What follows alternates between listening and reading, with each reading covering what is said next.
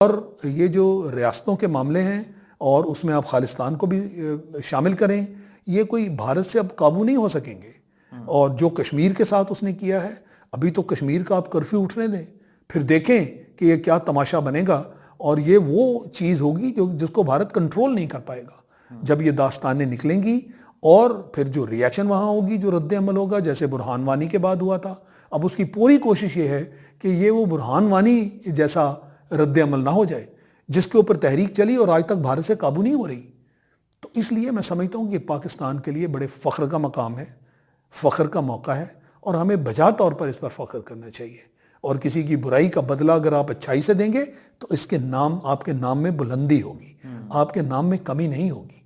تو اس لیے میں سمجھتا ہوں کہ پاکستان کا بہت ہی اعلیٰ قدم ہے، اور آپ دیکھیں گے کہ وقت کے ساتھ ساتھ پاکستان کے مثبت جو اس کے جو نتائج ہیں، مثبت جو پاکستان کا امیج ہے، اس میں کتنی اونچائی آئے گی۔ پاکستان کا سافٹ امیج تو جہاں اجاگر ہوگا وہاں بھارت کے اندر بھی بہت ساری ہمیں تبدیلیاں اسی بالکل بھارت میں تو منصوبے کی وجہ سے دیکھنے کو ملیں گی، بالکل، چاہے مودی سرکار بھی وہاں پر موجود نہیں جی، سکھوں کی طرف سے بڑے کھلم کھلا یہ بات ہوگی، پوری دنیا میں یہ بات ہوگی، جہاں جہاں سکھ ہیں وہ امڑ کر آ رہے ہیں کل کے دن۔ آپ دیکھیے یہ ایک تاریخی دن جو ہے وہ کل کا بننے جا رہا ہے، جس جوش و خروش سے سکھ لوگ پوری دنیا سے امڑ کر آ رہے ہیں، بسوں میں بیٹھ کر نہ جانے کوسوں میل سے وہ چلے ہوئے ہیں اور یہاں پہنچنا چاہتے ہیں، وہ اس کو واقعی ایک تاریخی دن بنا رہے ہیں۔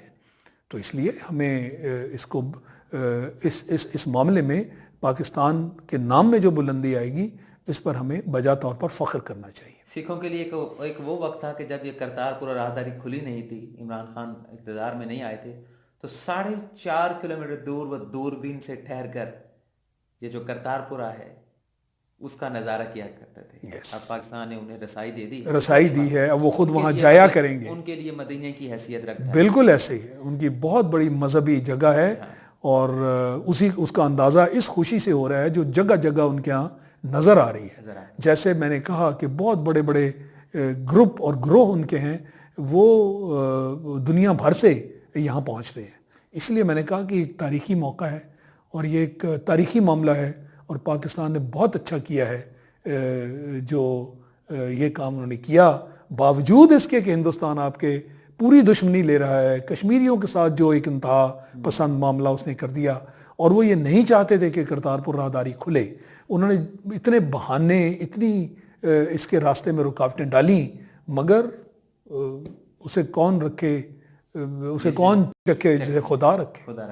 ارے سر جی، مولانا فضل الرحمان کی اگر ہم آزادی مارچ کی بات کریں، 9واں دن ہے آزادی مارچ کو، مولانا فضل الرحمان بند گلی میں چلے گئے ہیں یا حکومت بند گلی میں چلی گئی؟ آپ کو کیا لگتا ہے؟ معاملات تو نہیں سلجھ رہے؟ نہیں، میں نہیں سمجھتا حکومت بند گلی میں بالکل نہیں گئی۔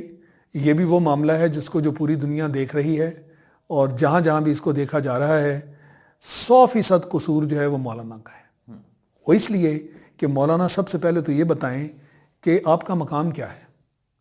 یعنی ایک ایسا شخص جو کہ اپنی سیٹ بھی نہیں جیتا، جس کی ٹوٹل کوئی 9 سیٹیں ہیں بمشکل، جو کہ ہر حکومت کے ساتھ جو ہے وہ ایڈجسٹمنٹ کرتا رہا، کبھی کوئی لے دے والی بات کر کے، کبھی کوئی اور لے دے والی بات کر کے، یعنی ہر جگہ اپنی قیمت جو ہے وہ لیتے رہے، اور ہر حکومت کے ساتھ بیٹھتے رہے۔ کشمیر کا آپ کو لیڈر بنایا، چیئرمین بنایا، 10 سال آپ نے کچھ نہیں کیا، اور کشمیر کا معاملہ آپ کی اس چیئرمین شپ کے دوران کہیں پہ بھی پوری دنیا میں ہم نے نہیں سنا۔ جہاں تک آپ کی کارکردگی کا تعلق ہے، کچھ دکھانے کو نہیں ہے۔ جہاں تک آپ جوڑ توڑ کے ماسٹر ہیں، وہاں بہت کچھ ہے، اور اس کی بنا پر آپ ایک ایسا کام کرنے جا رہے ہیں کہ جب پاکستان بہت سارے مسائل میں گھرا ہوا ہے، اندرونی اور بیرونی طور پر پاکستان بہت مشکلات جو ہیں ان کو فیس کر رہا ہے۔ سب سے بڑا معاملہ کشمیر کا معاملہ، اب آج دیکھیے کم از کم مہینہ ہونے کو ہے، کشمیر کا نام ہی ہم نہیں سنتے میڈیا پہ۔ ایسے کشمیر پورا کوئی مسئلہ ہے صحیح؟ کیا کشمیر مسئلہ نہیں ہے؟ نہیں، آج کل جیسے دھرنا چل رہا ہے، تو یہی میں آپ سے کہہ رہا ہوں نا کہ اب تو کشمیر کے بارے میں دنیا اس حد تک بھول گئی کہ آپ جو سوال کر رہے ہیں کہ کیا کشمیر کا واقعی کو مسئلہ ہے، یعنی ہماری یادداشت سے کشمیر غائب ہو رہا ہے، بلکہ کر دیا گیا ہے۔ تو یہ اس کو کشمیر کو ہمارے اندر سے اٹھا کر پیچھے پھینکنے والے کون ہیں؟ وہ کون ہے؟ وہ دشمن ہے نا. تو میں کیوں نہ کہوں کہ دشمن کا جو بیانیہ ہے اس کو سپورٹ جس کام سے ملے وہ پھر آپ دشمن کی مدد کر رہے ہیں یا پاکستان کی مدد کر رہے ہیں. اس لیے یہ بہت ہی میں سمجھتا ہوں کہ بہت ہی سینسٹیو قسم کے معاملات ہیں. ان کو سوچنا چاہیے کہ آپ کس کے لیے کام کر رہے ہیں, اس کا فائدہ کس کو ہو رہا ہے, اور یہ کس مقصد کے لیے آپ کام کر رہے ہیں. اور یہی وہ لوگ ہیں جو بھارت کی جو پوزیشن ہے اس کو کشمیر کے ساتھ گڑبڑ کر رہے ہیں, کرتارپور کے ساتھ گڑبڑ کر رہے ہیں, جبکہ دونوں چیزیں بالکل مختلف ہیں. آپ کو خوش ہونا چاہیے کہ جناب ان کی برائی کا جو جواب ہے پاکستان اچھائی کے ساتھ دے رہا ہے. ہمارا دین بھی ہمیں یہی سمجھاتا ہے, اور آپ تو دینی جماعت ہیں جو دین کے معاملے ہیں, ذرا ان کے بارے میں بھی بات کریں نا کہ دین آپ کا کیا کہتا ہے. سر مولانا تو ایک جگہ کے اوپر جو ہے کہتے ہیں کہ پھنس گئے ہیں, اس سے آگے نہیں بڑھ رہے ہیں. استعفیٰ اور انتخابات, جب ڈیمانڈ یہ ہوں گی, اور یہ وہ ڈیمانڈز ہیں آپ کو مجھ سے زیادہ بہتر پتہ ہے کہ یہ پوری نہیں ہو سکتی, اس کی قانون اور آئین اجازت نہیں دیتا, تو پھر کس طرح سے مذاکرات آگے بڑھیں گے اور یہ دھرنا جو ہے اسے ہم فزل آؤٹ کر پائیں گے؟ نہیں, مذاکرات کو تو سوال ہی پیدا نہیں ہوتا. وہ خود کہہ رہے ہیں کہ دو چیزیں مانو گے تو آگے بات کروں گا. کل بھی وہ یعنی پہلے دن سے کل تک, ابھی آج کی سپیچ تو ان کی بھی ہونی ہے, مگر ہر روز جو بھی تقریر فرماتے ہیں اس میں کہتے ہیں کہ پہلے اپنا استعفیٰ لے کے آؤ, استعفیٰ لے کر آؤ پھر بات کریں اور پھر بات ہوگی. پھر کیا پہلے استعفیٰ دو تو پھر بات کیا ہوگی. یعنی جب استعفیٰ دے دیا تو کس سے بات کریں گے اور کیا بات کریں گے. اور جیسے میں نے کہا کہ آپ کا مقام کیا ہے, وہ جو دو اصل پارٹیاں ہیں جن کے اتنے ووٹ ہیں اور جو پاکستان کو بار بار رول بھی کر چکی, وہ تو آپ کے ساتھ نہیں ہیں. آج بتائیں کہ جہاں مولانا کھڑے ہیں وہاں ان کے ساتھ کوئی پی پی پی یا پی ایم ایل این کا بھی کوئی بندہ وہاں نظر آتا ہے؟ اس سے کیا ظاہر, دنیا دیکھ رہی ہے نا. نواز لیگ نے اپنے جو ارکان ہیں ان کو تو واضح طور پہ کہہ دیا, واضح طور پہ کہ آپ نہیں جائیں گے, نہیں جائیں گے. پی پی پی کا بھی یہی رویہ ہے, وہ بھی ان کے ساتھ شامل نہیں ہونا چاہتے. پہلے دن سے وہ یہ کہہ رہے ہیں, بڑی ہچکچاہٹ کے ساتھ کوئی ایک آدھ جگہ وہ کہیں نظر آئے ہیں, مگر جب سے یہ یہاں آ کے بیٹھے ہیں ان پارٹیوں کا نام و نشان نہیں. اور یہ اپنے کارکن کو گھیر کے لا کے بسوں میں یہاں پہ انہوں نے بٹھا دیا. اور جو موسم دیکھیے پچھلے 2-3 دن سے خراب ہے, اس میں تکلیف اور پریشانی کس کو ہے؟ ان کارکنوں کو جو مدرسے میں رہنے والے ہیں, کھلے میدان میں بیٹھے, کھلے میدان میں آپ بیٹھے ہیں. نہ کوئی آپ کا وہاں مددگار ہے, نہ آپ کو کوئی مدد کہیں سے دی جا رہی ہے, اور مولانا بڑے مزے سے اپنے گھر میں رہ رہے ہیں. آتے ہیں 1 گھنٹہ تقریر کر کے پھر اپنے گرم اور کوزی گھر میں جا کے بیٹھ جاتے ہیں. یہ طریقہ ہے لوگوں کا ساتھ دینے کا؟ آپ وہاں کھڑے ہوں نا میدان میں, آپ بھی ایک ٹینٹ لگائیں اور لوگوں کا ساتھ دیں. یہ لیڈر کیا اس طرح کیا کرتے ہیں؟ تو لہٰذا یہ وہ والا ہر طرح میں سمجھتا ہوں کہ اسپرٹ اس کی وہ والی نہیں ہے, مگر چونکہ ایک ضد ہے, ایک انا کا مسئلہ بنا لیا ہے, اور اس میں سے وہ بہت بڑے لیڈر بن کر ابھرنا چاہتے ہیں. کس کاز پر؟ ملک کی کاز پر. ملک کے جو مسائل ہیں ان سے بڑھ کے آپ اپنے مفادات کو رکھ رہے ہیں. تو ایسے تو لیڈرز اور ایسی پارٹیز جن کو آپ لیڈرز تو نہیں کہہ سکتے نا.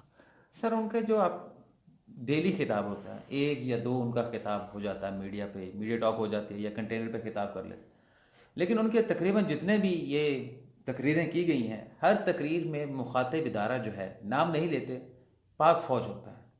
اس کی کیا وجہ ہے؟ اور کل جو انہوں نے تقریر کی انہوں نے کہا جی ہم اگر کوئی شکوہ کر رہے ہیں تو شکوہ بھی اپنوں کے ساتھ کیا جاتا ہے, اور اپنوں سے شکوہ کرنے کا مطلب یہ ہوتا ہے کہ اپنائیت کا احساس ہوتا ہے کہ ہم غیر نہیں ہیں.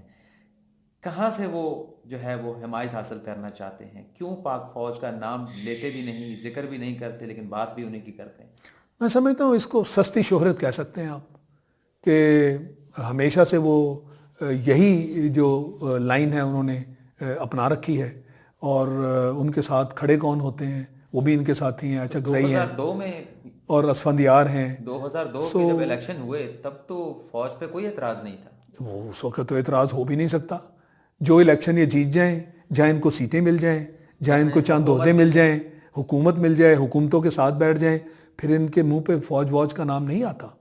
پر جہاں ہاریں وہاں پھر ان کا ایک ہی رویہ ہے کہ فوج کے نام پہ ہر چیز وہ اپنی ہار لگا دو اور کہو کہ ہم تو بڑے جیت رہے تھے, یہ جو ہماری ہار ہے یہ تو فوج کی وجہ سے ہوئی ہے.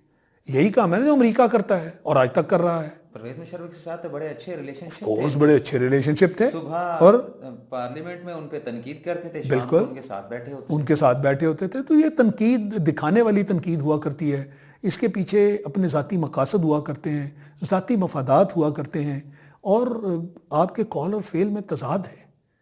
تو جس کے قول اور فعل میں تضاد ہو, آپ بتائیے کہ اس کو ہم کیا کہتے ہیں؟ منافقت کہتے ہیں نا, کہ آپ کہتے کچھ ہیں کرتے کچھ اور ہیں. یہ اتنی بڑی جو تقریریں جو کر رہے ہیں, ان تقریروں کے پیچھے کیا ہے؟ کیا قومی مفاد کو آپ دیکھ رہے ہیں؟ آپ کو ساری دنیا کہہ رہی ہے کہ آپ کی وجہ سے کشمیر کا معاملہ پیچھے چلا گیا. کشمیر ایک مسئلہ جو اتنا بڑا تھا, اور جو ہمارے پرائم منسٹر نے جس کو اٹھایا تھا, اور ہمیں بڑے بھرپور طریقے سے اس کو آگے لے کر چلنا تھا,